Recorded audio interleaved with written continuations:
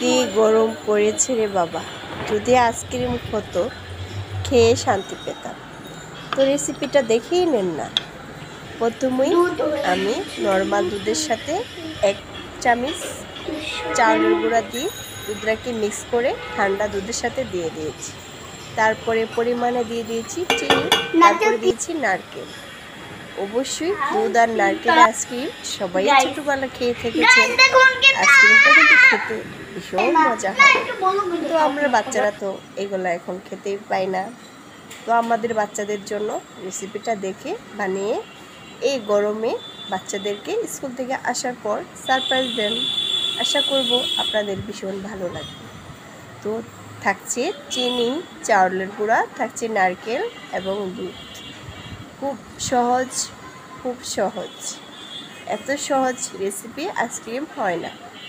বাসায় থাকা উপকরণ দিয়ে আপনার বাচ্চাকে খুশি করতে পারেন। রাত্রে বানিয়ে রেখে দুপুরবেলা বের করে স্কুল থেকে বাচ্চারা আসার পর দিয়ে দেন।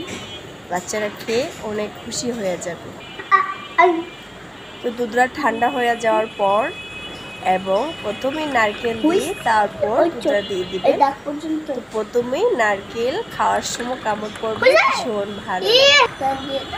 তো আজকের রেসিপিটা আপনাদের কেমন লাগছে এবং কেমন লেগেছে কমেন্ট করতে পারেন। অবশ্যই এই গরমে আপনাদের বাচ্চাদেরকে এই রেসিপিটা বানিয়ে খাওয়াবেন।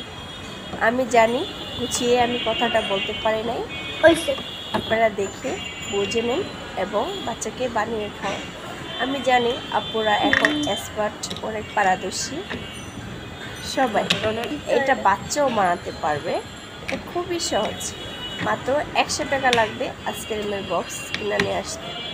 যদি আপনাদের বাসায় না থাকে, গ্লাস তো অবশ্যই আছে, গ্লাসের ভিতরে চামচ দিয়ে তারপর এটাকে বানিয়ে খেতে পারেন। কিন্তু খাবার কিন্তু দেখেই খেতে মন চায়, এটাই কিন্তু বাস্তবতা।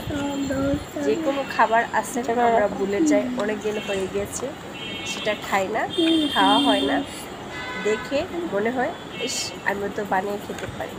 সত্যি বলতেছি, আইসক্রিমটা কিন্তু ভীষণ মজা হয়েছে।